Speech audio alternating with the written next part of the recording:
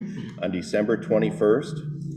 We are at 1 East Main Street in the Grand Courtroom and via Zoom. Our agenda today, we're already called to order. We have a notice to the public. The Board of Supervisors welcomes comments from the public during the time allowed for discussion. You are requested to approach the microphone, state your name for the record, and limit the time used to present your remarks in order that others may be given the opportunity to speak. The normal process on the agenda item is for the chairperson to read the item from the agenda. The board is given an opportunity to comment on the item or place a motion on the floor. An opportunity for discussion may be presented, at which time the public may participate and a roll call vote will follow. Please join me in the Pledge of Allegiance. I pledge allegiance to the flag of the United States of America and to the republic for which it stands, one nation, under God, indivisible, with liberty and justice for all.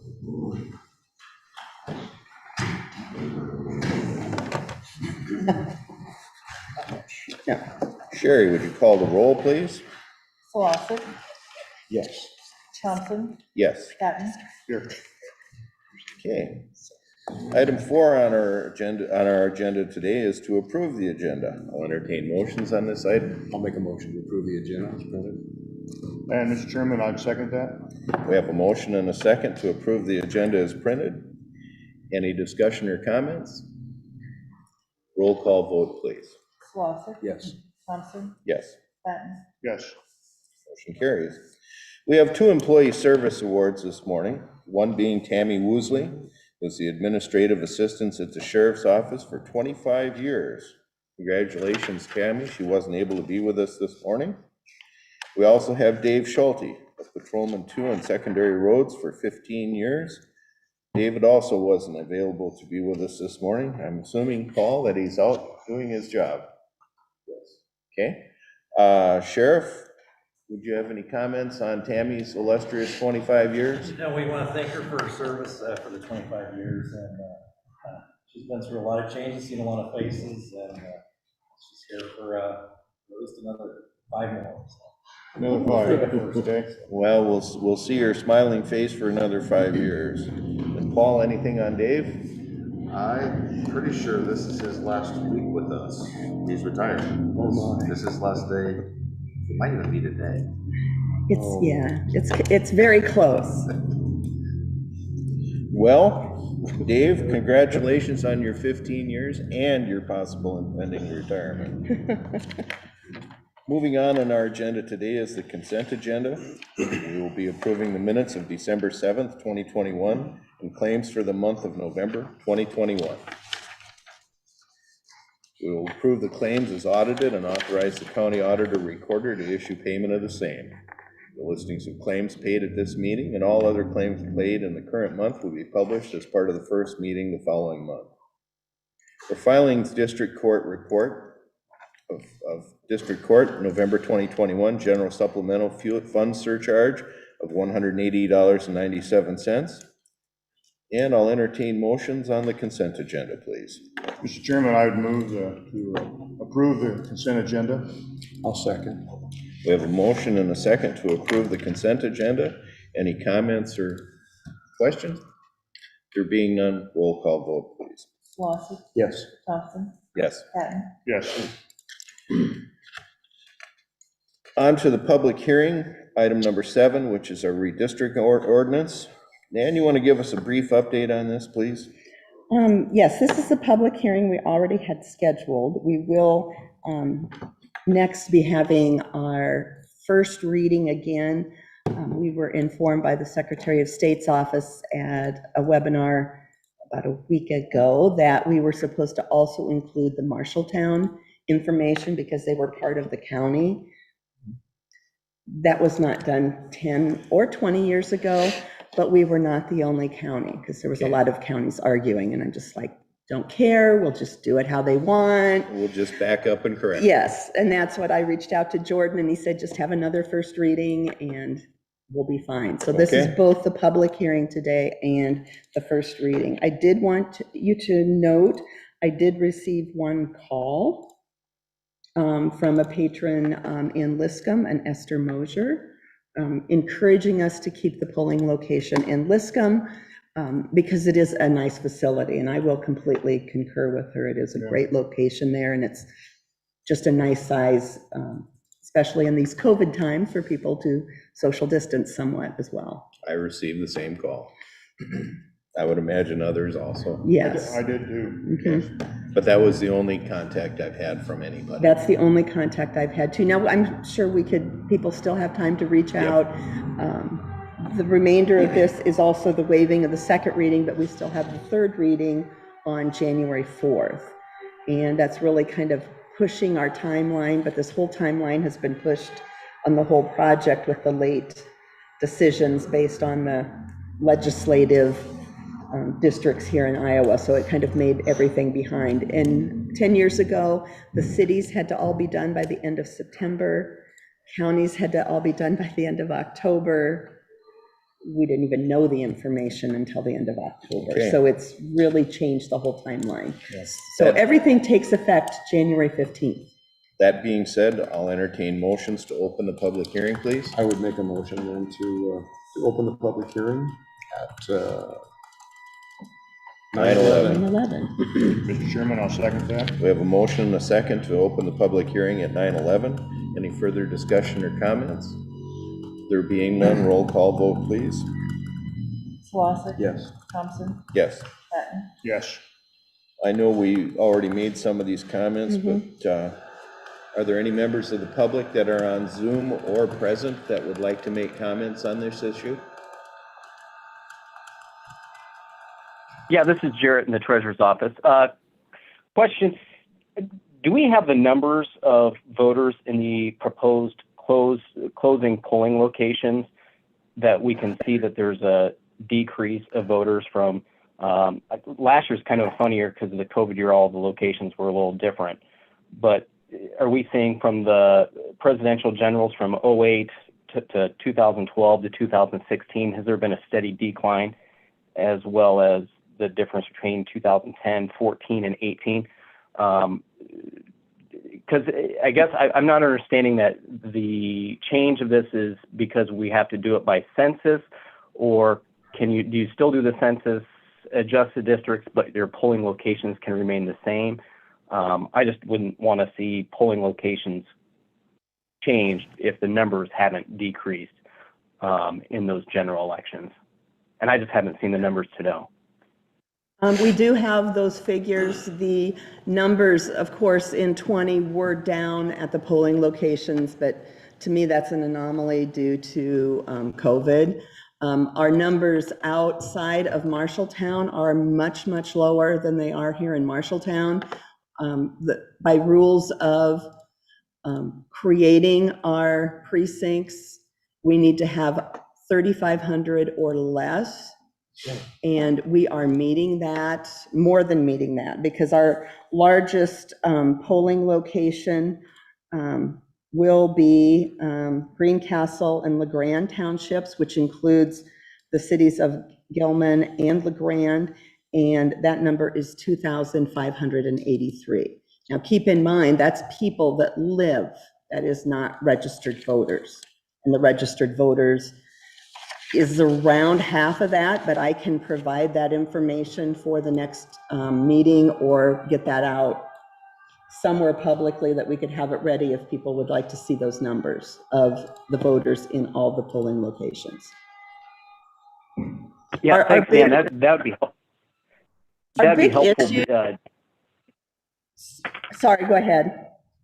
That would be helpful because I know you got to do like the whole adjust accordingly to have your precincts all correct for the voting precincts, but the specific locations, that's what I'm curious to see is if there's an actual decline, like for instance in like Laurel and Gilman that would be proposed to move to different voting locations. If those numbers are still steady in general elections, presidential general elections, then I'm not sure that getting rid of those locations would be wise. I just haven't seen those numbers to know. Well, the other issue, Jared, is I can't get people to work. I mean, bottom line, I should have 4 people scheduled at minimum, at a polling location, and we had at least 4 this last election that I could only get 3. And we worked really hard to get more than that, and luckily the call I got at 4:30 with the person that was sick was a location that had enough people that they could absorb that. So it's on costs, people as well. It's a lot lower voter turnout just because there's not near as many people outside of those locations.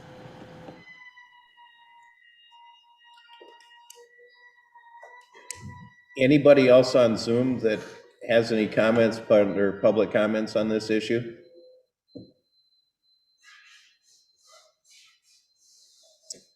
Anybody here that has anything under public comments on this issue? And have we received anything written? Nothing written? Nothing written. That, I'd like to say something, I guess. There's 9 miles between Gilman and the Grand. In this modern day society here, is that asking too much from people to drive that far to vote?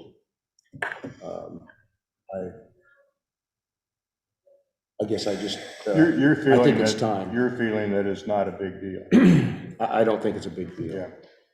Yeah. We do, the absentee voting, it's changed a lot in the last 10 years. Folks are a lot more mobile. They go run their errands. They can vote ahead of time and get it done. And, none of us like to wait in line anymore. If I'm in McDonald's drive-through for more than 2 minutes, I'm upset. We are an instantaneous world. And I think a lot of people just think of it as one of their errands. Well, there's quite a few people that drive to Marshalltown and go down to the old fire station and vote. A lot of people do. Bill and Rosalie have done that. Mm-hmm. The other thing, I think we did get a few here this last city school election that came just to see the inside of the old fire station. Well, that's There was a little curiosity factor there. And so I think there was a few like that, but it's just kind of part of people's errands. And we're different here in Iowa in that we allow that. It doesn't have to be a reason why you're voting absentee because you're traveling or, going to be in the hospital or something like that. We allow that flexibility to try to encourage everyone to vote. We're constantly looking for efficiencies within And the ways to county. cut costs. And this is one, if people would step up and. Yes. Would I love to have one in every town? Absolutely. I think that'd be the best case scenario. We couldn't do that. We physically could not get the workers to do that. And then we all know that you've got the cost of the equipment then on top of that. So that's another piece of this. okay. Anything else? If not, I'll entertain motions to close the public hearing. Mr. Chairman, I would move to close the public hearing at 9:15, 18. I'll second. Okay, we have a motion and a second to close the public hearing at 9:18. Any further discussion or comments? There being none, roll call vote, please. Slosik, Yes. Thompson, Yes. Patton. yes. Okay, on to item number 7, which is following the public hearing, adopting the first reading of the proposed amendment of the 2021-01 to Marshall County Ordinance number 21, establishing the varying voting precincts in Marshall County, Iowa, and defining the boundaries, waivers of suspension of the second reading by board action. I'll entertain motions on this item, please.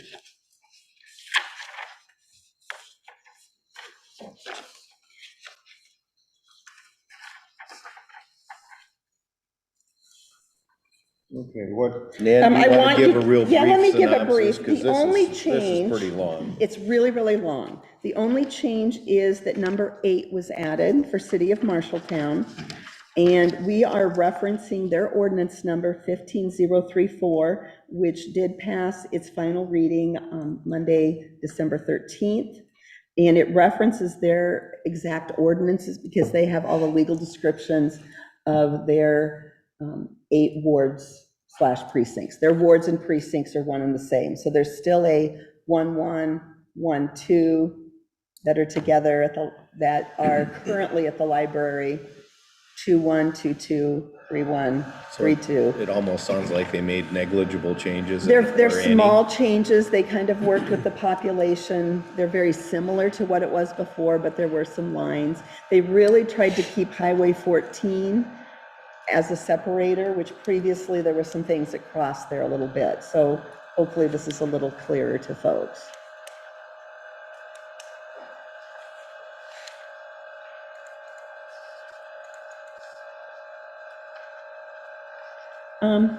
James, we got an email from Melanie. Can you see that and bring it up? It's got some voter totals on it. Is this an answer to Jarrett's question? A little bit. we need to go deeper and longer term, but there's, some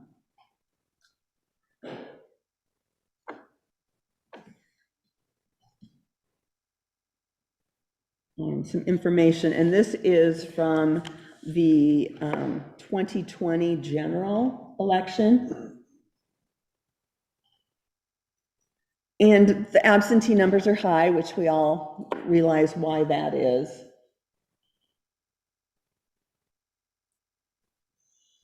But when you look at Bangor, Liscum, which is the one kind of in question more, we've got 251 folks that voted up in Liscum and had 279 that voted in Albion.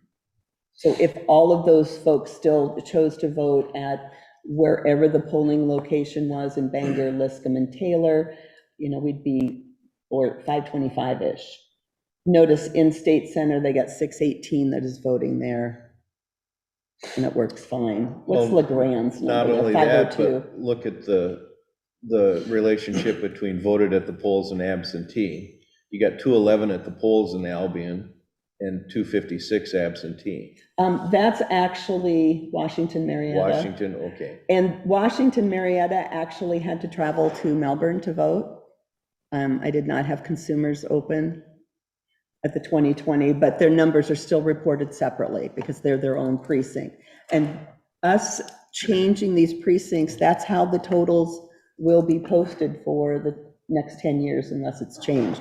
What we're creating is the precinct and how we report our totals.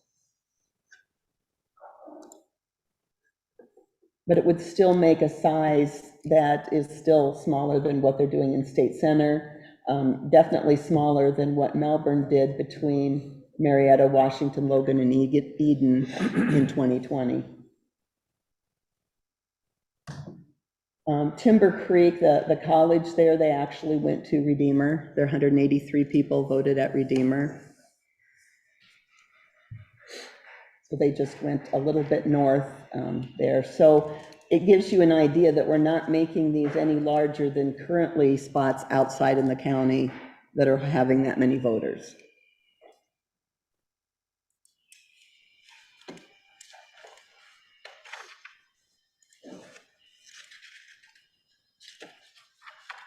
So a little more information for everybody to think about and digest. That at least gives us the 2020 information to, LeGrand and State Center are large locations as well as Melbourne. Those are the three largest ones for people walking in the door. And they're all three nice big locations, so it's easily done.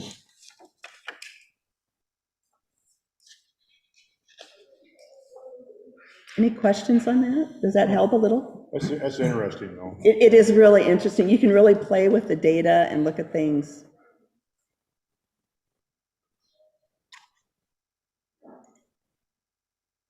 The trend is massively going to absentee. It's massively going to.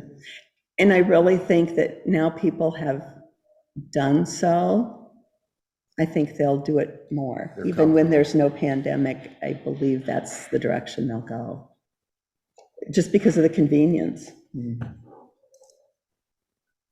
There's quite a number of people in our area that are going south by then. We get a lot of people in So October that come in saying, hey, we're heading out in 2 days. It's people I know and they're leaving. And they're, instead of having it ballot mailed to them, they just come in, get voted, they don't have to worry about the mail, and it's done.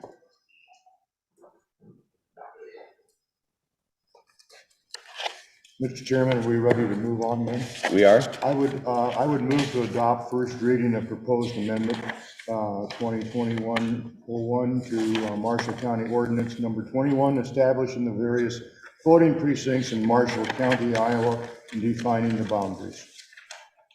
And I'll second. And that includes waiving the suspension of the second reading. That's true. Okay. We have a motion and a second on the floor. Any further discussion? There being none, roll call vote, please. Lossard. Yes. Thompson. Yes. Patton. Yes. Okay. Motion carries.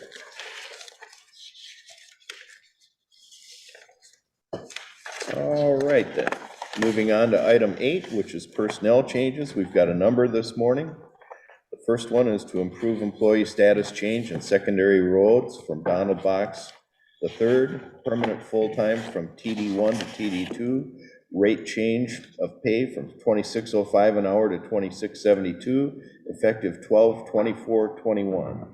Paul, you want to make any comments on this before we do anything? This is an upgrade from, just the status from a new hire, a truck driver is TD1, once they've shown that they can operate, properly and reliably, then they move up to TD2, which is 67 cents an hour increase. Okay. Entertain motions on this item, please. I would make the motion to approve the employee status change, secondary road, Donald Box III, permanent full-time from truck driver 1 to truck driver 2. Pay rate change from $26.05 an hour to $26.72 an hour, effective 12/24/2021. Mr. Chairman, I'd second that. Okay, we have a motion and a second to approve. Any further discussion or comments? There being none, roll call vote, please. Lossard. Yes. Thompson. Yes. Patton. Yes. 8B is to approve employment status change also in secondary roads for Tanner Parish, permanent full-time from PTM1 to PTM2, rate change pay from $26.33 to $27.13, effective 12/24/2021. Paul, same thing on this one? Yes, it's just a training and a probationary upgrade. Okay. Entertain motions, please. Mr. Chairman, I would move to approve employee status change, secondary road, Tanner Parish, permanent full-time from PT1, M1 to PTM2. Pay rate change from $26.33 per hour to $27.13 per hour, effective 12/24/2021. And I'll second. Okay, we have a motion and a second. Any further discussion or comments? There being none, roll call vote, please. Lossard. Yes. Thompson. Yes. Patton. Yes. Motion carries. Another one for secondary roads is to approve a new hire, secondary road mechanic 1, Travis Daters, permanent full-time at $27.02 an hour with a start date on or after 1/3/2022. Paul, you want to address this? This is a mechanic hire to fill the place of an upcoming retirement. Has the individual retiring left us already or No. impending? Okay. Entertain motions on this item, please. I'd make a motion to approve new hire, secondary road, mechanic 1, Travis Daters, permanent full-time, $27.02 an hour with a start date on or after 1/3/2022. Mr. Chairman, I'll second that. Okay, we have a motion and a second to approve. Any further discussions, comments? There being none, roll call vote, please. Lossard. Yes. Thompson. Yes. Patton. Yes. Item number 8D, our last one under personnel changes this morning, is to approve a new hire at the Sheriff's Department. This is a jailer, Linda Einsman, permanent full-time at $19.88 an hour with a start date on or after 12/27/2021. Sheriff, would you please bring us up to speed on this? Yeah, Ms. Eisman, she's going to be a replacement position for Aaron Bullock. She comes from social work from a previous career, and given the nature of her assignment and duties, I think it's going to be a good addition to our staff out there. And then with this approval, this hire, will be down one, the AIP position, Don Davis's position. And then today is Tom Hiles' last day. He's going on terminal vacation. And his final date is March 5th, so we're still looking for another jailer position. Just two more. And then we probably will have another retirement in May. Okay.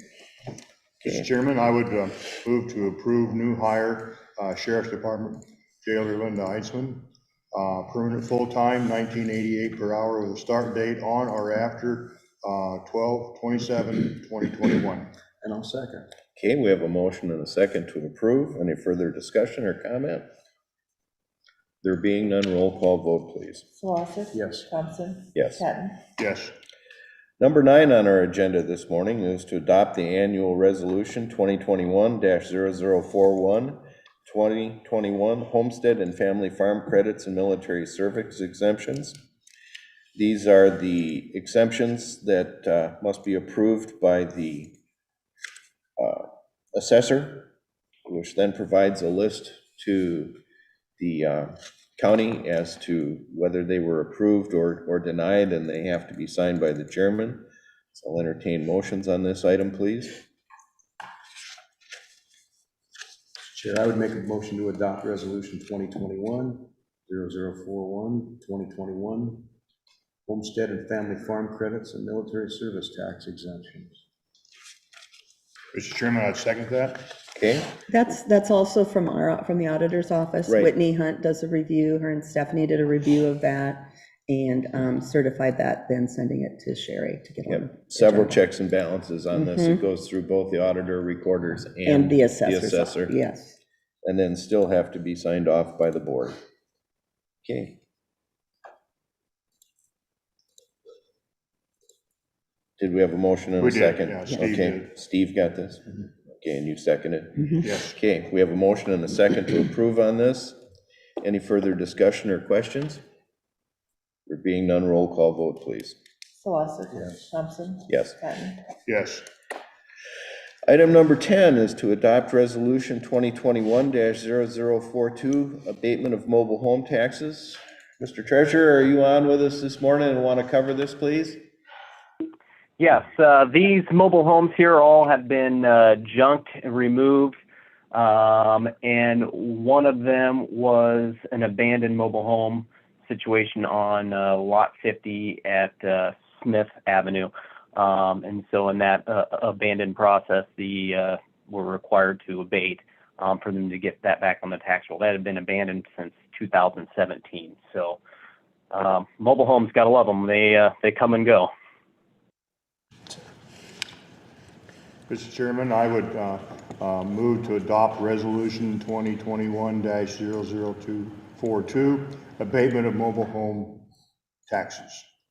I'll second. Okay, we have a motion and a second to adopt this resolution 2021-0042. Any further questions or comments? There being none, roll call vote, please. Solosik. Yes. Thompson. Yes. Patton. Yes. Okay, item number 11 on our agenda this morning is to accept the bid and approve the lease to Corey Damon, CC Farms for the Collenberg Prairie Reserve Crop Ground in the Marshall County Conservation Board. Accepted sealed bids at the Marshall County Conservation Board meeting on December 13th, 2021 for the cash lease of crop ground at the Collenberg Prairie Reserve, $315 per acre, 89.27 acres.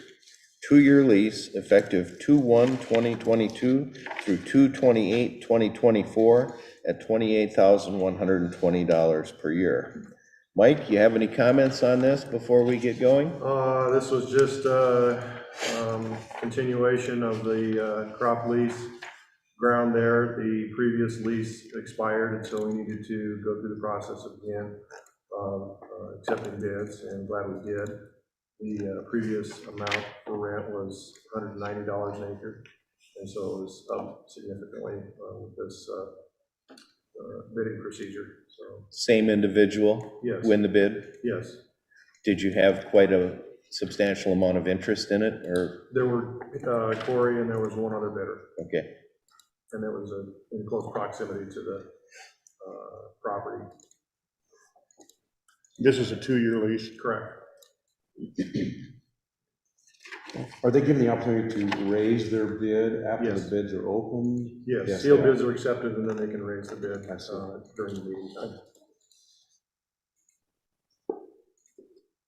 I'll entertain motions on this item, please. I would make a motion then to accept the bid and approve the lease to Corey Dam and CNC Farms for the Clownberg Prairie Reserve Crop Ground. The Marshall County Conservation Board accepted sealed bids at the Marshall County MCCB meeting on December 13, 2021 for the cash lease of crop ground at the Clownberg Prairie Reserve, $315 an acre, 89.27 acres, 2-year lease effective 2/1/2022 through 2/28/2024, $28,120 per year. Mr. Chairman, I'll second that. Okay, we have a motion and a second to approve this. Any further questions or comments? There being none, roll call vote, please. Solosik. Yes. Thompson. Yes. Patton. Yes. Moving on, item number 12 is review and possible approval of selected project expenditures recommended by the Marshall County ARPA Committee to be paid from the American Rescue Plan ARPA funds. We've got several here. Nan, yours under auditor recorder is first.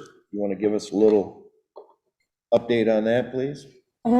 We attempted to get 2 bids on this project. My department went through and analyzed all our books. We have over 1,100 books that this project would entail.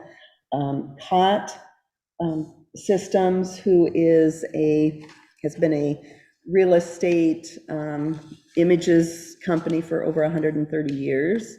It is a 5th-generation family-owned business in Ohio. We do have a rep here in Iowa, so the individual that came and met with James and myself and Jesse is from Iowa City, so we've got somebody here locally. He spent almost an entire day analyzing all our books and our spreadsheet and came back with this proposal. The first company that we've seen probably 4 months prior, we still have not even gotten a phone call that I know of, so didn't respond. The beauty of the COT system is that it actually works the way the books do. So you first look in the index books when you're looking online, and then once you identify the book and page you want, you go to another section and type that in, and it brings up the documents you want. So you can do it all from the comfort of your home. Obviously, with COVID, not having people come into the office physically is a big deal, so it falls right in line with the ARPA dollars and the use of that. This quote is a little bit higher than I thought it would be. However, this company, the books do not leave site with this price. They do everything on site. There was an option to ship the bound books out east, and it saved only $36,000. And when we did another scanning where a few books were scanned, they found that every time a book was sent off-site, those were the books that we, of course, needed. Sure. My other thing is when you're sending these books that there is no backup for is really quite terrifying to me. We got really lucky in the tornado. This really serves 2 purposes. One, it gives access to the public, but it also gives us a backup of all of those books.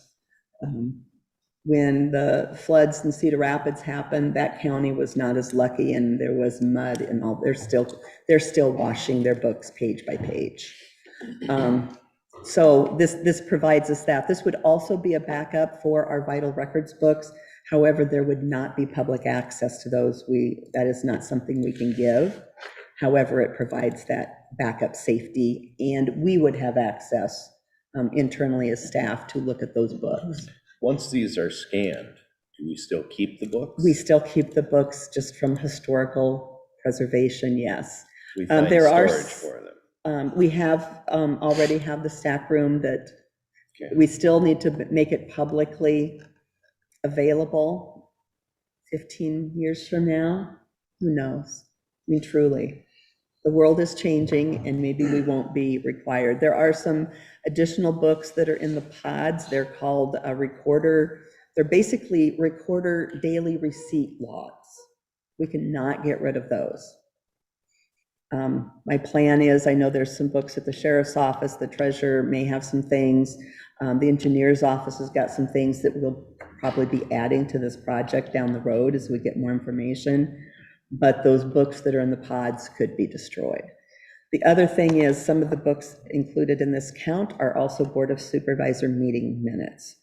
Now, the super, super old ones, we will check with the Historical Society to see if they want those, but those books could be gotten rid of, especially something from the 80s that's not, you know, something from the early 1900s or maybe late 1800s, that'd be kind of fun for people to look through, but not that the 80s wasn't a great decade, but it just doesn't seem like it has a historical reference for us. So it almost sounds like once they're digitized, it'll be quicker and easier to use in paging through these books. It'll be much easier. I know there's people that'll still enjoy to look through the books. Oh, yeah. But I would tell you that my preference would be to go online. But And- that, I like computers, it's just, When you go back a number of years, It's 60, 70 years, it's hard to read. It's, their O's and their E's and It's all beautiful difficult. penmanship. Yeah. It's gorgeous. It's nice online here. I can zoom it clear in and kind of, it helps with the reading of it. The other thing this will help is kind of to protect those books too, because there probably will be less hands going through them. And then I'm sure there'll be a continuing cost on this. It is. What is that? It's $285 per month for the complete maintenance. This is up in the cloud. And A little that, over 3,000 a year. Yeah. yes, and that's forever. They do all the Windows updates. They've got the firewalls. They do everything there. The cost ongoing, that was my scared question when I first heard about this, and it seems very manageable. They're trying to do it on volume. That must be the magic figure, because that's the exact number of our monthly fees. We just went to the cloud at this, what we do The at the store. 285, really? Yep. But I don't do any backups anymore. It saves all of that, and that's one of the things with our current insurance policy with EMC, trying to get our cyber insurance all taken care of here, is the backups. It's a big deal. They've got a lot of safeguards. When you look at the IT side of this, they really have a lot of safeguards in place. The other thing is, if the committee asked about if this company goes out, it's no longer, they are our images and we can get them. Now, we won't have the cool system, and we can demo that. If you get out on Jasper County's website and go into Recorder, the second option on Recorder is looking at real estate books, and there's a tab on there for looking at the real estate books, and it's very slick. I've showed a lot of the people in my office, assessor, the people that use the book some, and they like the system a lot. Okay. Anything else on the auditor recorders portion? Okay, the next portion comes from our conservation area. We've got supporting information. We have Mike Stegman here this morning. Mike, you want to give us some background on all three of these projects, please? Yeah, the Conservation Board approached the ARPA committee with the prospect of 3 capital projects that are fall within the bounds of ARPA funding, dealing with tourism. A couple of them will also provide potential income revenue stream for the county. One by one, Greencastle Campground Shower House project is a project that has been discussed for 10 plus years in some detail. Prior to that, it was a concept that the Conservation Board would like to have pursued. We investigated, again, 10, 12 years ago, what it would cost to set up a campground at Greencastle. And that would be an inclusive of a full modern amenity campground that would allow for RV units to come in with electrical, water, sewer service. Due to funding limitations, it never got anywhere. And then with the potential for ARPA funding to bring this project back to life, Conservation Board got with CGA to design and provide a cost estimate of what it would take to minimally set up that campground facility. And so combination of a lower tier RV acceptable campsites, and then a shower house that came up to $678,000 total. Second project is a Sand Lake expansion, and in 2013, Sand Lake came on board in 1998 as a public facility, and it has been used heavily since then and actually continues to grow, which amazes me. Just when you think that you see as many fishermen along the shoreline out there as possible, we see an increase in usage. The landowners to the west are brother and sister, Don Howard and Karen Brady, and they approached us knowing that at some point in time the mining activities would cease out there. Their lease with Martin Marietta is dependent on, again, the lifespan of the mining activities. In 2013, the Conservation Board entered into an agreement, first right of refusal purchase for their property, which totals a little over 98 acres. Over that time, it was uncertain how much mining would continue. And then the family approached us this late summer with the idea that Martin Marietta would be ceasing activities in the near future. We got to the point of a purchase agreement. We settled on a price of $240,000, which was $144,000 less than an appraised price that we had done. And so it was a bargain sale price. Right as we were getting ready to fine tune that purchase agreement, Martin Marietta indicated that they have another 18 months of excavation. With that said, the family has agreed to hold that price for us until the mining activity ceases and Martin Marietta vacates. That still falls within the time frame for making expenses for the ARPA funding. Third project that we took to the ARPA committee and they approved was the reconstruction or rebuild of the suspension bridge at Three Bridges on the hiking trail there, which has become an icon through the years for the park. Three Bridges County Park was actually the first county park that was acquired and made available for public use by the Conservation Board back in 1960. The derecho of August 10th, 2020 destroyed the bridge to the point where we either had to tear it down and not rebuild or rebuild. And so the Conservation Board, working with FEMA and subsequently CGA, came up with a price to reconstruct the bridge. Again, as mitigated, bringing up to modern specs. That total price was $245,000.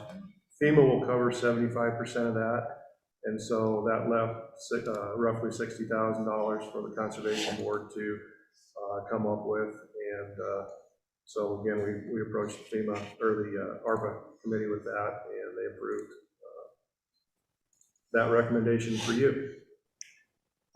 Question on the Green Castle, is that shower house only, or is that some upgrades on the facilities for the parking of the RVs? The combination, you can separate the two out. The total price of $678,000 will provide the lower tier roadway with 14 sites available, and that will include water and electrical service.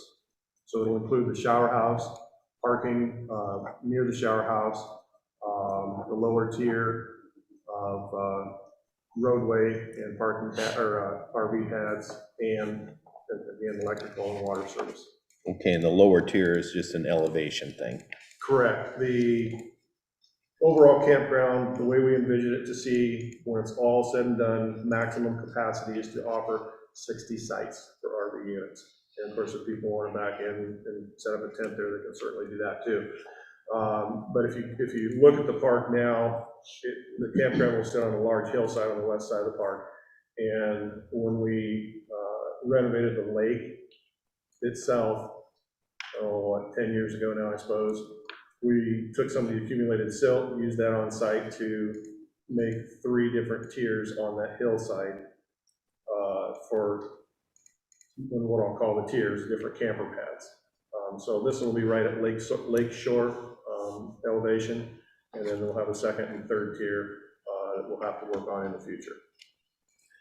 Okay, because we did make that, so do we have any camping going on there now? No. Okay, so this will be the first, This will be because initial. we made the commitment a long time ago that any camping fees that come in go back into the area, both here and Timmins Grove.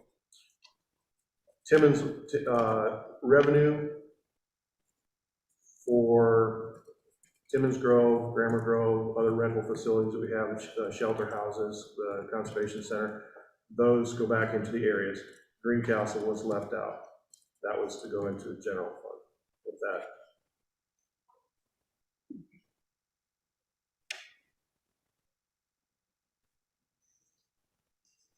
Do I remember you saying that it was 18, we're gonna have 18 camping areas there? 14 sites. 14 initially, Okay, with an eventual 6, we plan that the space available will allow for an eventual 60 sites. another 45 up on the side hill. Yes.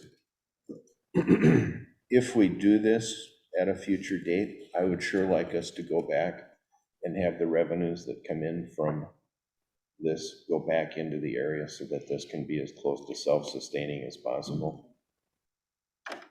Yes, I'm sure that's not an issue. It would stay with our thought process on conservation. Mhm. Okay. Yeah, we talked about that. I didn't. In past years. Yeah, I thought we included Greencastle in on it, though. I thought sure we had. We can kick that around some more. Yeah, okay. Anything else, Mike? We are pursuing additional grants and donations for all of these projects, anything that we might raise above and beyond, in particular for Greencastle. And the Sand Lake addition would go towards future improvements. Of course, the Sand Lake addition is just the purchase price. We'll have development costs associated with that once that does come on. Signage, parking lot construction, future shelter house, day use shelter houses. That site lends itself up for a very broad spectrum of uses in the future. Quick question, it's gotta be from what I've observed driving by and seeing, is Sand Lake our #1 activity as far as usage from the public? No, probably the top 3. We do have counters, vehicle counters now. They've only been in long enough. We installed them, I think it was in August, we got them and installed them. So we don't have a long-term data on usage. 3 sites in particular, 4 sites, excuse me, in particular would be probably our highest use area. Sand Lake is one, Graham's Farm is another, Greencastle, and misspoke. Timmins will probably come up with a strong 4th in that ranking. Over the last couple of years, in particular with COVID shutting down multitudes of activities, we've seen heavy increases in usage in all of our areas. Right now, in the fall of the year, you can go to parking lots in some of our wildlife areas and see cars with license plates, not just Marshall County, but from many other counties in Iowa, as well as out-of-state license plates, utilizing those facilities. Okay. All right. Mike, remind me, the Three Bridges suspension rebuild, our portion of that would be 60,000 then? Correct. Okay, FEMA's picking up the other. Correct. 75%. Okay.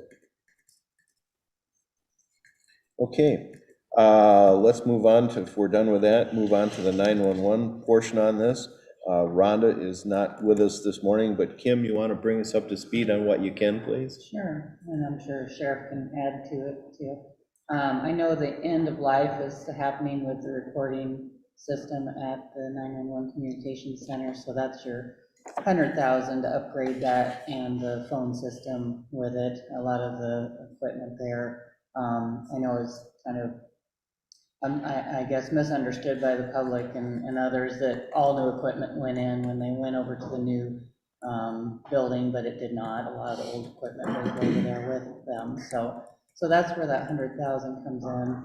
The backup site mitigation and the resiliency, and that should be ESF configuration of the EOC.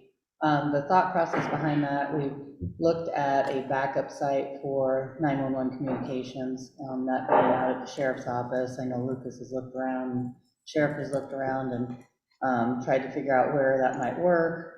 If we can do that in conjunction with an EOC, Emergency Operations Center, which I have on the 3rd floor there of the administrative building, there's a lot more grants that we can go for because that is a combined unit. We can use that backup site also for training for 911 center for new employees or other, when we do exercises and we exercise through some of their communications without disturbing the 911 center. But even though technically Raycom is a backup site for the 911 communications, it's not truly a setup site. It's, handing a couple of handheld radios and work from there. It does not work like the communication center does. So that's what we've talked about, is having a backup. It could also work for combined training for other counties, and possibly if others went down in another county, there may be some area there for helping them out in a situation too. But mainly looking at configuring a small, it wouldn't be near as big, not as much equipment as the communication center is now, but basically be able to get through and do what they need to do, but also training. And then the ESF configuration of the ESF, so emergency support functions, that's where we divide out into different groups within the EOC. So basically upgrading that. I did a lot of upgrades with IT. They upgraded our large room. I'm looking into a couple other grants to upgrade the 2 smaller rooms with IT things. And I have put new furniture into the smallest room of the 3 up there. But looking at upgrading some of that furniture to be configurable, we've got some heavy older tables and chairs, which work okay, but when you're trying to configure it to work into an emergency support function setting, whether that be for exercising or for an active EOC, it would work better. So we just combine those 2 into that 400,000 on that one. And Rhonda came up with most of those figures on that, so I don't have that sheet. But yeah, my portion of the ESF configuration is pretty small on that. I don't have the numbers that she wrote down, so. Have you guys approached any of the other communities on? I know A Rhonda portion of talked any of to this some funding? of the others when they were talking about the state wanting to combine communication centers. So I don't know which counties. I know she talked to Tame at one point. Jasper, okay. Maybe Grundy. Okay. So I know that, yeah, like I said, the backup communications, especially if you see something like, of course, our couple of derechos that come through, we got lucky on the second one, but and then the tornado, it hit multiple counties. So looking at where we can actually back up and maybe be working together, already have those hookups ready to go. Sheriff, have you heard anything from the state on their legislative agenda as far as combining? No, I have not. Not this year? I didn't either. I was just wondering if your ear to the ground was any different than ours. And some of that took a back seat because of all the disasters they're working right now. So. Where will this leave us, Nan, on our dollars with ARPA funding and? Say it was like We got that's about 2 million. We got what, 3.5, 3.3? About 3.8, that'll come in next year, and I think we've committed everything this year. We, okay, let me, 1.5 left. I think so. So including the everything that's on hold, which includes the drug court, mental health court, enhanced supervision, that program, those dollars are still being included. All the conservation, so everything on this list plus the tabled item. The total we're at is 6.4 million, and we get a total of 7.6. Okay.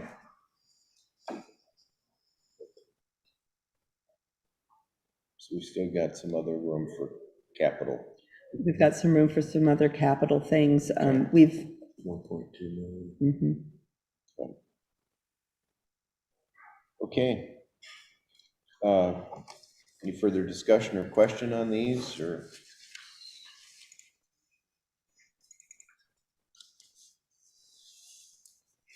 I guess we need to remind everyone that these are federal dollars. that Federal we're using dollars. here, so we're Uh, doing things that we normally probably wouldn't do if it was local Yep.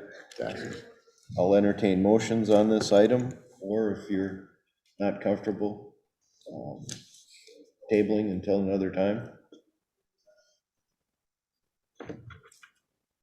There's nothing on here that's urgent, so if you want to think on this is nothing we have to rush into. And we can pick and choose You can, the ones that we, or you can, The book scanning project, it would put us on the list once it's approved. And lots of counties are doing this. We got behind, I thought we were jumping on it really early with that first vendor. And then when didn't get back to us, and talked to this gentleman at ISAC and started looking at the website and found a better option. So in the end, I'm happy. I think it's a much better plan, but other counties are jumping on this as well. Gentlemen, is there anything that you're looking at? I'm looking at this and saying, this is workable. What's your thoughts here? this whole project, all these projects that have been brought to us. Yes, it is. I just, I'm sorry, you guys. The bathrooms just, it overwhelms me. Just overwhelms me. And I'm sorry, Mike. And I know this is includes the electrical and 14 sites that have water management. I'd honestly like to think about this a little bit more on the campground and shower. do you have a breakout how much is for the shower house and how much is for Yes. the other items? Yep, you have it too. It's the information I provided to you guys. It has that James, could you breakdown. bring that up, please? Go to the board agenda. Go to the board agenda and then And it's attached to the, click on the attachments. I didn't click on that one. Yep. If you click on that, that brings up what's in our packets for, that's the great thing on this new agenda package is the attachments are Yep. right with each item. It is. It's Great. I really like that.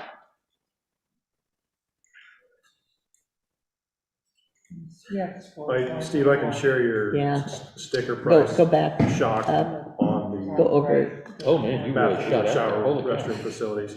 Budget season. That's the going rate.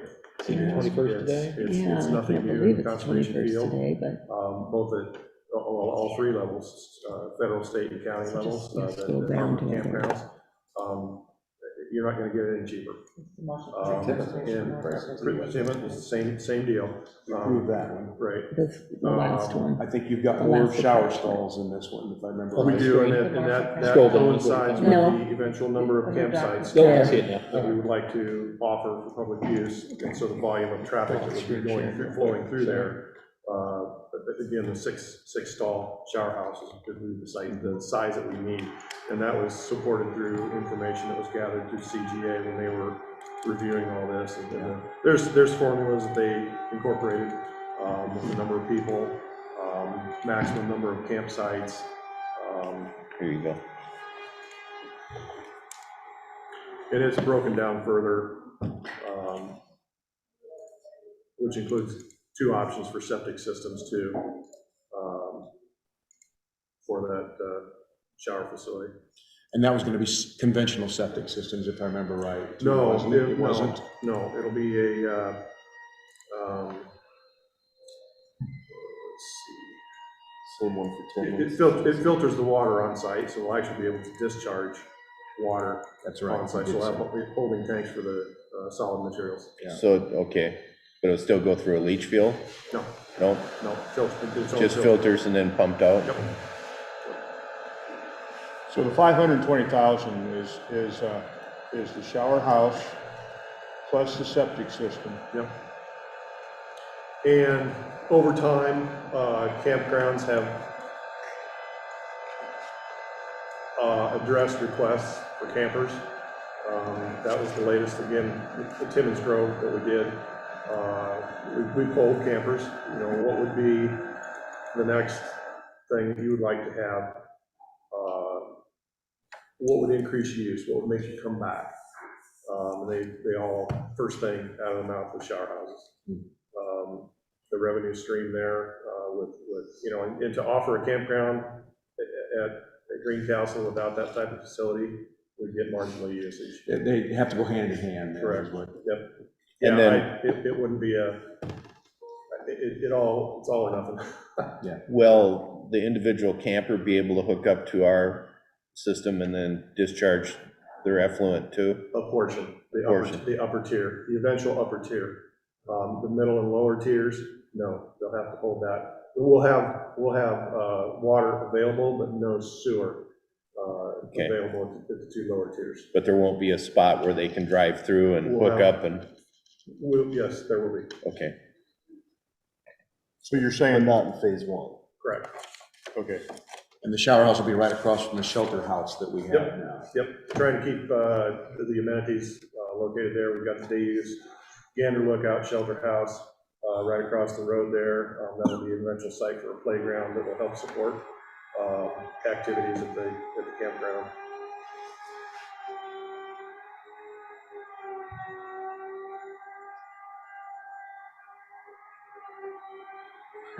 I really want to expand down there. That's my turf. That's my. It's a destination now. People take auto tours down there just to go view the bison and the trumpeter swans.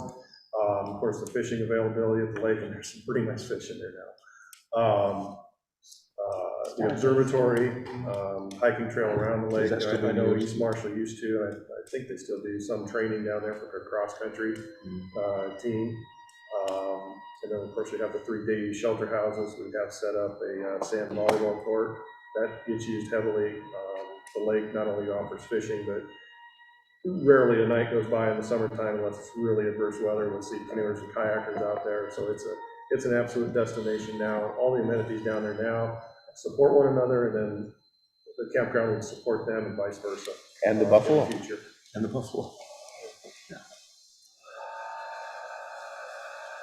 well, this, the conservation part here, to me, is going to allow a lot of people to use it. And I think that's something we need to think about too. This is something that people are going to be able to use. I think that's important.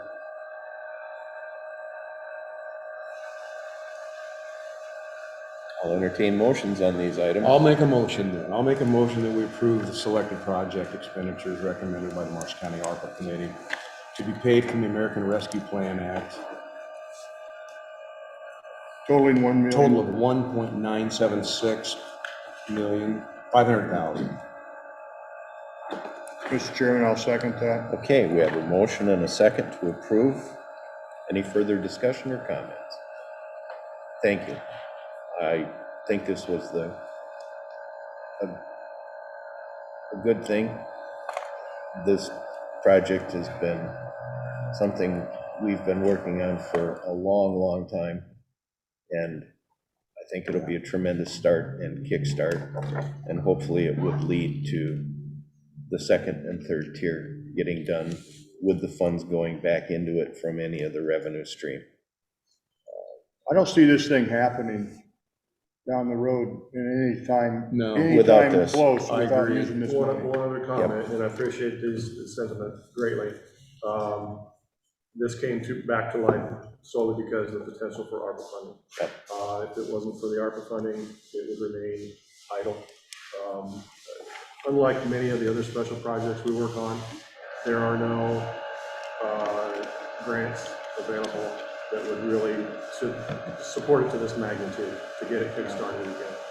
The fishing, the hunting, the family activities that surround all of these, I think are immense for quality of life issues, without question.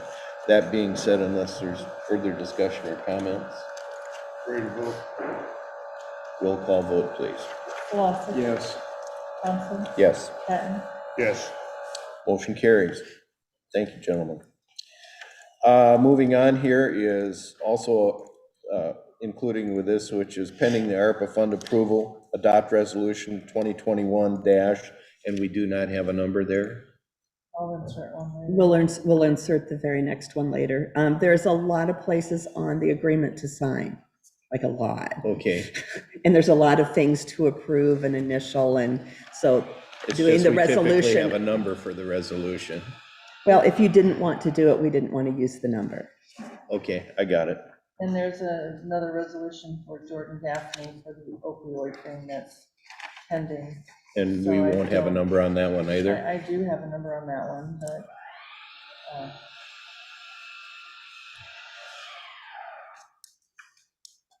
43, I think.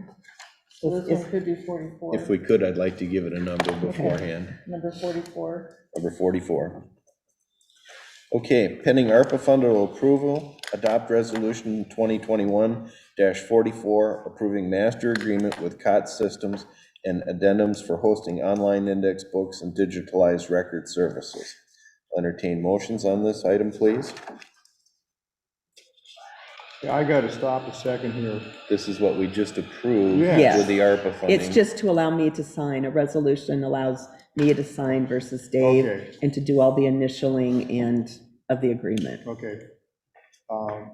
Mr. Chairman, I would move in that we approve 12A. I'll second. Okay, we have a motion and a second to approve or to adopt resolution 2021 for the approval of the master agreement for COT. Any further questions or comments? There being none, roll call vote, please. Glossary. Yes. Thompson. Yes. Patton. Yes. Okay, item 13 on our agenda this morning comes from Buildings and Grounds. The Orpheum Theater parking lot snow removal for winter 2021-22. The courts utilize this space, and this has come up because the parking lot has been sold. It was being maintained by somebody else, and now it would be the maintenance on us as long as we have the court system there. Yeah, so, previously the hospital owned the parking lot. The Marshalltown Community School District purchased it. So it is now kind of tied in with the Orpheum. And since we are renting the Orpheum, they asked us to do the snow removal on it. My initial thought was, we don't really have the equipment to do a parking lot that size in conjunction with everything else we do downtown. So the way I see it, there are a couple of options. They've always, in the past, they've always contracted out someone else to do the snow removal of that parking lot. I would say that's an option. My thought on it was in the coming fiscal, I have a request for equipment purchase for a skid loader for downtown. And if we moved that up and got a bigger skid loader unit with more snow capabilities, we could handle it in-house. So I think Rather essentially, just with one of our snowplows? well, we would get a bigger loader with bigger plow to help be able to do a parking lot of that size. But down the road, a year from now, when we're not using that parking lot, what are we gonna use a skid loader of that size for? Well, I guess we're kind of twofold here. The skid loader of that size is already, I guess, in my budget proposal for next year. My thought was if we just moved it up and bought it now instead of in next fiscal. I think there's funds inside my current fiscal that we could purchase this with. We would also have hopefully a potential to rent the use of that machinery back to the courthouse project as well, and maybe gain some insurance funds with that. What size of? It's not, what we're looking at isn't a real big unit. It's, I would call it, an upper third size, but it's got a 121 inch reach. So we would have the ability to dump stuff into a smaller size dump truck. So getting rid of big snow piles in the future gets easier. Secondary roads has always helped with that, but they've always had to bring larger equipment in to be able to dump into a dump truck. We've never been able to handle that with the size of unit that we have. So large enough to do that. They have, the unit I have priced is probably 2 tiers down from the largest Kubota that they sell. The only difference is about 800 pounds in lifting capacity. There's no difference in size, and it is a wheeled unit instead of a tracked unit.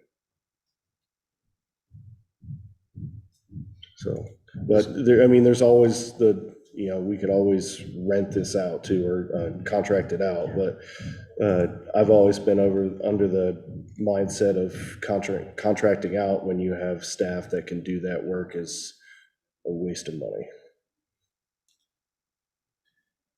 The snow has to be removed from that parking lot. Yeah. Unless it's small. Yeah. Yeah. Inch or less or something. Yeah, I mean, That can be put in a pile. Exactly. Can be lived with. Yeah. Well, keep in mind with the acquisition of the fire station, the snow that is behind there, we're gonna wind up with possibly having to remove also. Yeah, with the addition of the attorneys being in that lot, we're not gonna be able to pile it up like we did previously. It's gonna have to be taken out. Otherwise, they're just not gonna have anywhere to park. And you said you're gonna get wheeled one. Yeah, I'm pretty indifferent on as far as tracked to wheeled. Tracked is nicer if you're driving over grass. You don't tear it up as much, but they don't do as well in the snow. They tend to slide a lot more. So it's, kind of 6 of one, half dozen of the other. Where do you land on it? Rubber tracks in the wintertime are dangerous. Yeah, you can save some money going wheeled. If it wasn't for the having to remove the snow, I'd say use a pickup truck. Yeah, the problem is our pickup truck is moving the other lots that we have to move as well. So now we're taking, our kind of 2.5 hour window of moving snow and adding another lot on top of that. Our current skid loader does okay, but with you couldn't put a big box blade to push on it or a larger, my recommendation would be a V plow for a skid loader. Gives you a lot more capability to move snow. You can, dump it one side or the other. You get a box blade and you're a straight line. And you can't really use that on sidewalks when you have to push to one way or the other. Are you gonna keep the other skid loader too? Actually, my proposal is to trade off our other skid loader and we have a small tractor, a New Holland tractor. So the proposal I have from Central Iowa Farm Store gives us a trade-in value on the skid loader and the tractor of $15,000. So, which is, if we sold them outright, we could probably make a couple $3,000 more. But it's, I think their trade-in on the skid loader is a little low, but on the tractor is probably a little higher than I expected. So. So what's the net we're looking at? The with net, trade? the net, if we're purchasing a new unit, net we're looking at is 29,500. The unit itself is a $56,000 unit. We have a government discount of just under $12,000. And is that with the additional equipment you need for it? That does not include a blade. You're talking about a wide blade, or you're wanting a V blade, you were talking about a V blade. Well, in my opinion, the V blade is better, it gives you more versatility. One more question, is the V blade available? Good question, don't have an answer for that. I would have loved to have replaced a truck and a plow this year. I can find one, but not the other, so. Yeah. Supply chain issues right now are terrible. Yeah, there are quite a few manufacturers that do V blades for skid loaders. You don't see a lot of them out there, so I just don't know. I haven't looked into it. This all happened really fast. Well, we didn't make this for a possible action. I guess we can take motions and act on this. Can I Or add one piece? Come back and find out if we can get the other attachment, because it doesn't make sense to buy one if you can't get both. Correct. The school system's just wanting to, also confirm that we're willing to remove the snow. And I think that's gonna be a given in the situation. I think it kind of is too, but we wanted to bring it to you all just because it's a little out of the norm, but. We'll figure out some way to get it out of there if we can't get the equipment. Okay. But let's let the school system know. Do we Great. need to vote on that, or is that something you can just? It's just discussion and possible action. Yeah, we could start with that action of, saying that you are willing to remove the snow because it's not our property. Yeah. It's just a unique situation. Remove snow, Yeah, trucks, so you can haul it away. you can haul it away. Yeah. probably That was your intent? lose That's, brake things, yeah, stuff. that's some of it. We'd have the availability to do some with our dump trailer as well. You just don't get near as much. It would all depend on, kind of what secondary road schedule looks like. What's their availability. I'm not gonna say, hey, I gotta have you here tomorrow. I mean, that's just. I assume we not could make workable. enough room. We'd be a lot more Short flexible term. if we didn't have to bring a loader in. Yeah. That would Mhm. make it, just to bring a truck over. Not a big deal. All right, I'll entertain motions on this item. And they can why don't we just do a motion just on removing the snow? I think we're okay for a couple of weeks. Let me look on Yeah, availability of blades and what stock is like on the actual unit. And you actually can get a skid loader that you're looking at. They got 7. As far as I could tell, they've sold 4. And that's been 2.5 weeks. Yeah. So, If it snows, that could change quick too. So one thing I've seen with like pickup trucks is just getting them bought before they disappear. I well, didn't know if you want to get authorization to buy that V blade if you find it, because you may only Well, find one and it may be gone in 2 days. we Yeah. can do that also. We can make the motion that if it's in stock, for them to buy both. Do the trade-in on the units, plus purchase the blade, and if we can't get the blade, to hold off. And do the snow removal, so. Nan, did we your ever get motion an can answer be back on what they cover spent all of on the snow removal? contingencies. We didn't get anything specific, no, I heard You around. still need just the bucket to load though. Yeah. So Yeah, I didn't get anything back from them You need both- specifically, you or need who they both used. Yeah, Isn't the bucket part of the the purchase of bucket the- isn't part of this purchase. We have a set of forks, we would need to purchase a bucket, which probably $700, $1,000. I don't know. Depends, you can get different sizes. Yeah, you'll want what? 8 foot? Probably 8 foot, Probably 7, 7? yeah.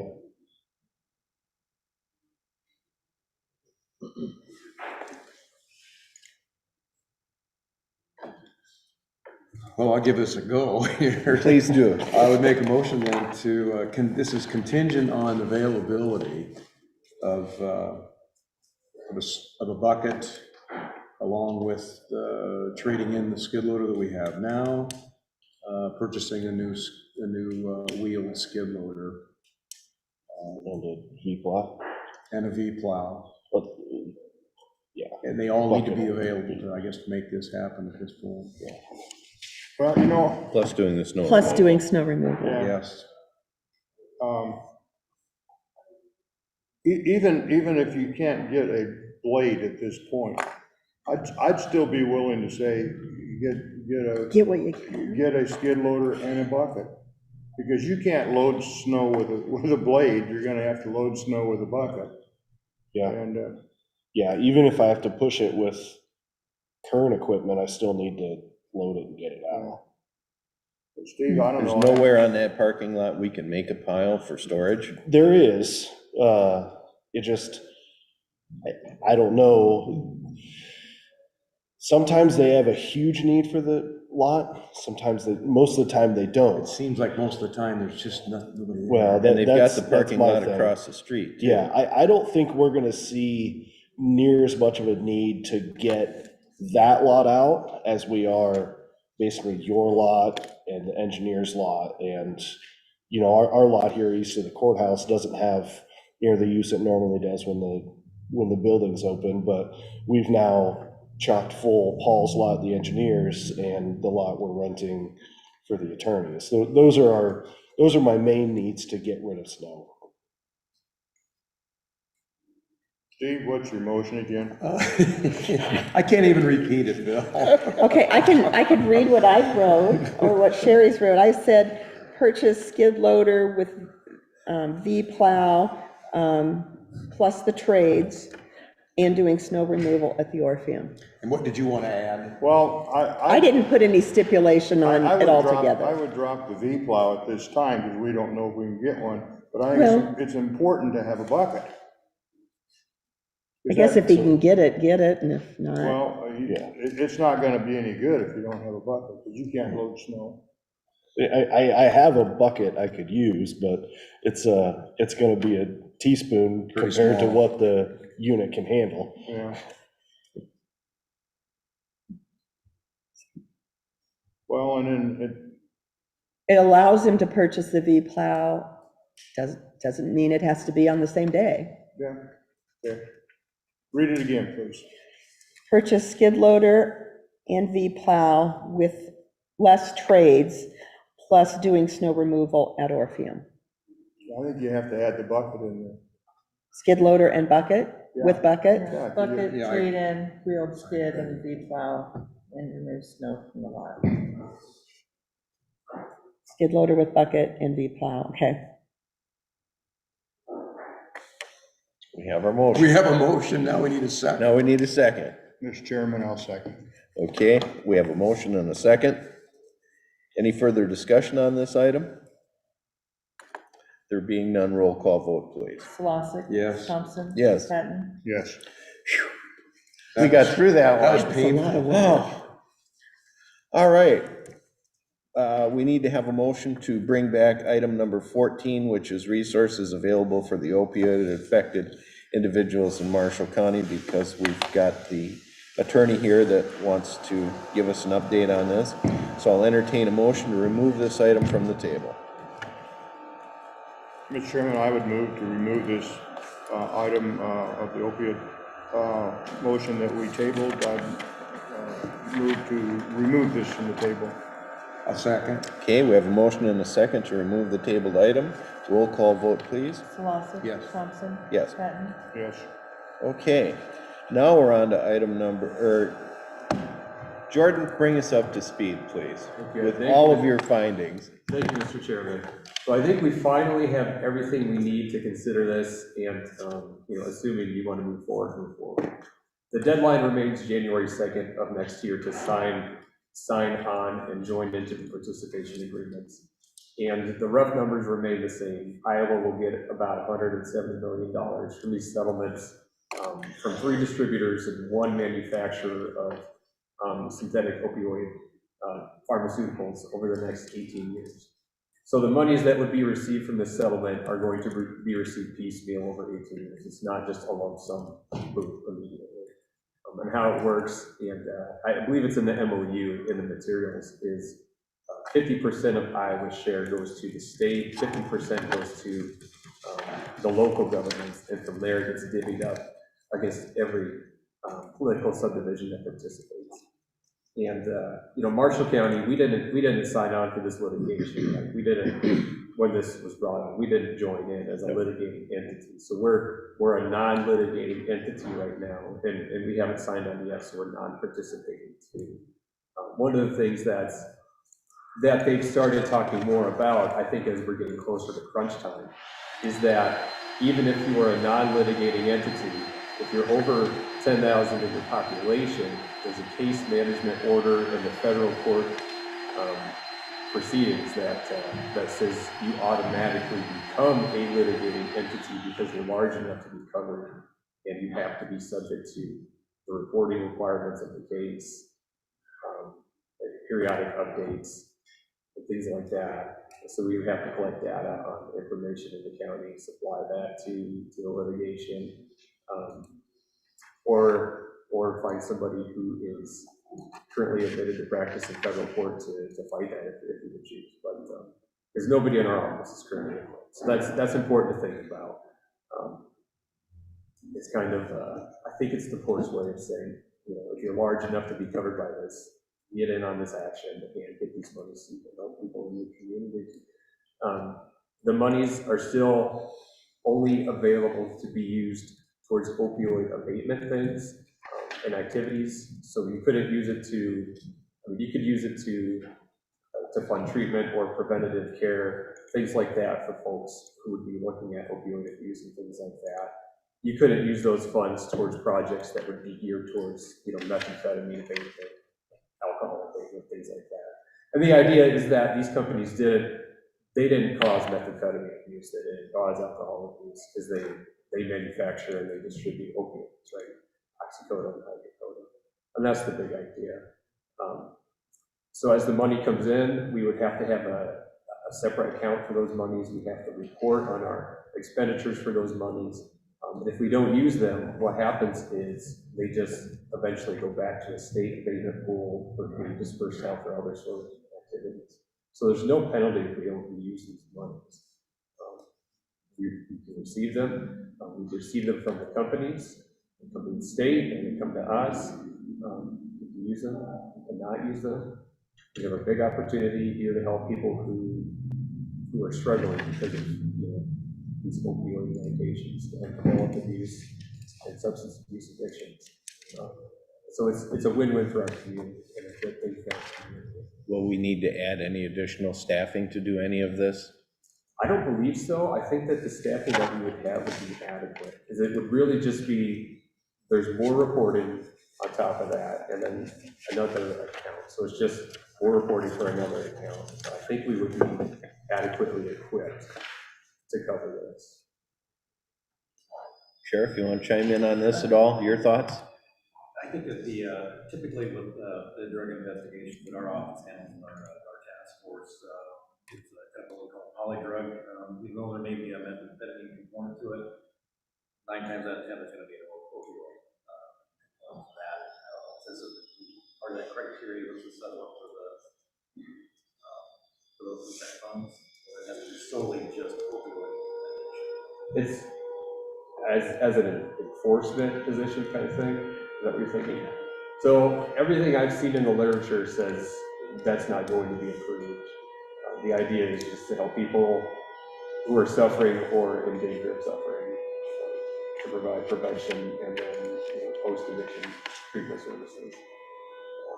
I don't know that we necessarily even have, in terms of an investigative, that we would have an investigative, we'd have the capacity to do this full time necessarily.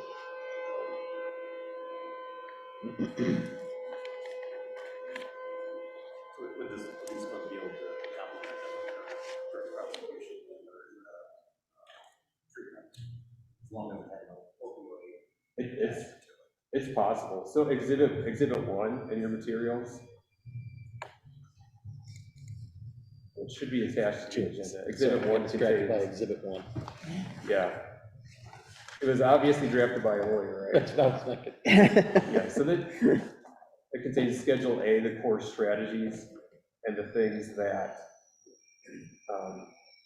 these monies will be designed to go towards prevention programs, community services, and then it has Schedule B, which would be page 5 in the exhibit, which contains a list of approved uses for the funds. So pulling it up on this side, okay.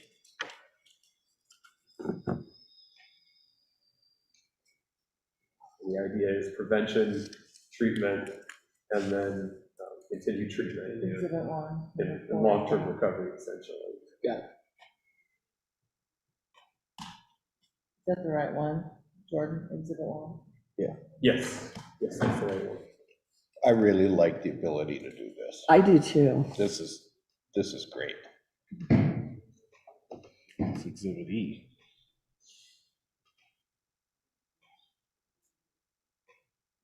It's exhibit 1 on the first page, and then it's exhibit E, Exhibit E. and then you keep going. Yeah. That was one of the questions as the discussions started rolling in the fall about enforcement positions, and the answer in those conversations was a soft no. I think it's turning into a hard no on that question. I've noticed that part of this was the school-based. Is that from them getting into maybe opioids that are in the home and getting it into the school system, that we're working on that? Yeah, we might, I mean, because we still do DARE here, so there might be some opportunities to provide some preventative notification to students and things like that through DARE and things like that. And I think it might be a program. Opioids is one of those addictions that people believe it's medication that's prescribed to you, and then obviously it has consequences with those addiction issues within just the general public. It's not biased or affects everyone. I mean, wrestler gets injured in a meet, or somebody has a slip and fall, you get a prescription, and you just never know. Some folks do fine, and some folks don't. Okay.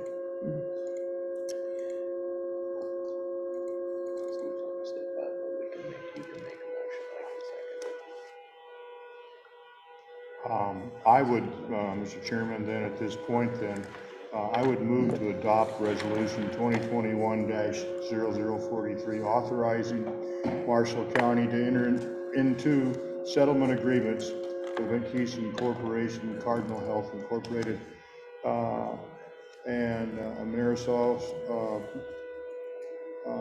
Bergen Corporation, Johnson & Johnson, Jason Pharmaceuticals Incorporated, Ortho McNeil, Janssen Pharmaceuticals Incorporated, Janssen Pharmaceuticals Incorporated agree to the terms of the Iowa Opioid Allocation Memorandum of Understanding and authorize entry into that Memorandum of Understanding. In the absence of Supervisor Salasik, I will second that. We have a motion and a second to adopt this resolution. Any further discussion, questions, or comments? Nope. There being no roll call vote, please. Thompson, Yes. Patton, Yes. Bossick's absent. Yep. Motion carries.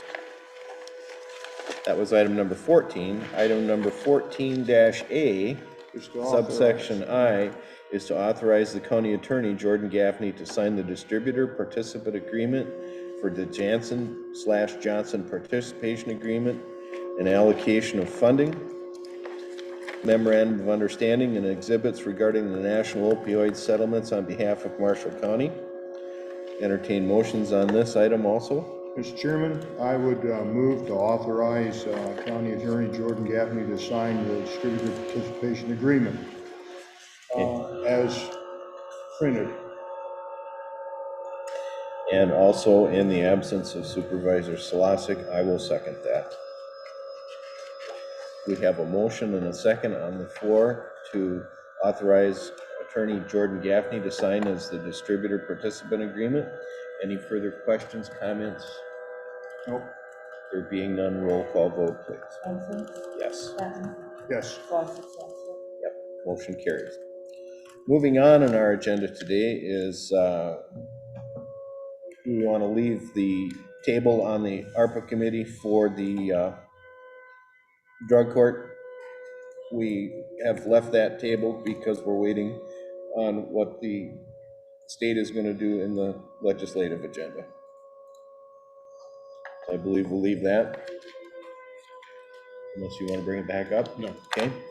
Moving on then is item number 16 is public forum. This is a time set aside for the public to make comments on topics of county business other than those listed on this agenda.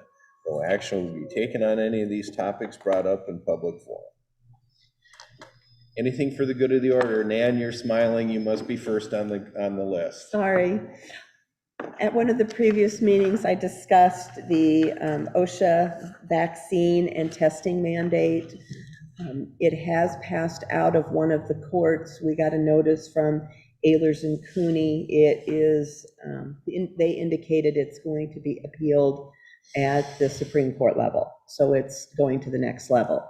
When Jeannie Furneaux and I met about this, she said some of the other organizations in Marshall County, we reached out to some, we reached out to the city, and everybody's just kind of getting everything in place, other than one, and their employees are very up in arms. So when we talked to the city, Jill Petermeyer, they're just kind of holding, they're getting everything ready. The current legislation from this court moved dates out a bit, so it would give us a little bit of time, which is a okay thing. So it isn't like we'd have to come up with everything in a week. They were giving us about a month, but they anticipate that there will be an appeal to the Supreme Court. So I just kind of wanted to give you an update, and what Ehlers is saying, we decided not to contact the employees, just with some of the things being heard on social media by some of the other employers in the county. Okay. Anything else under public comment?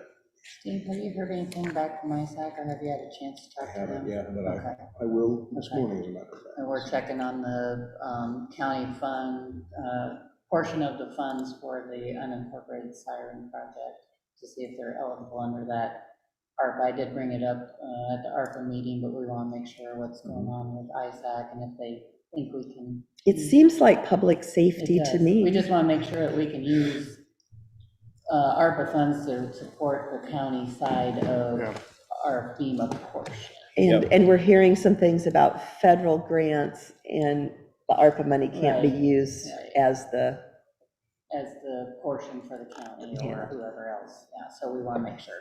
And Melanie is working on. Yeah, putting together population, yep. a She said after population. that map was done that you guys needed for the precincts, that she would be working on that. We hope to get that by the first of the year.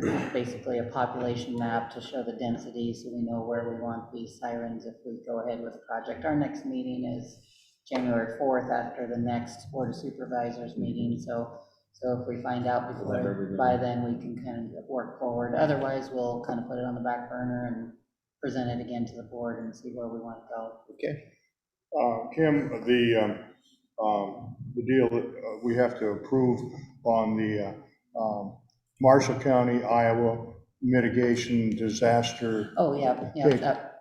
That was my That's on our agenda for our next meeting. okay, good. Yep, so that was my next comment, was on the same note, but the new mitigation plan, it's updated every 5 years. The contractor sent it to the state, and the state has sent it then since on to FEMA for approval. Looked good at the state level, and the state review said, go ahead and get it on your agendas for all the partners, so the school boards, the cities and the county, so that they can get that adopted and ready to go as soon as, because we do have a lapse, there's like a month and a half where we don't have an active plan, but that happens when you've got a contractor and you're at that end of that year. So we want to make sure that as soon as it's approved by FEMA, it's already accepted, ready to go. So. I told you that the last page of 355 pages is the one that we signed. Yeah. He printed the whole thing before he found out it was just I thought I had one page, and so I hit print and I went off to do something else. When I came back, it was Yeah. that thick. A little bit of paper there. Short paper called, there was a shortage. He had Yeah. some reading to do over the weekend, so. Anyway, Do we have to amend the budget then? yeah. Probably gonna have to. Yeah, either that or he'd fire me, one or the other, I don't. So that's on for Friday the flogging. 31st then, or Pardon? which, is that for the 4th, on the 4th? That'd be a fourth, yeah. Fourth. Anybody else? Today, I see Ken is gone, but this would have been Ken Hughey as news director, his last meeting. We want to thank him. It's been fun to work with him and congratulate him on his impending retirement. Anything else for the good of the order?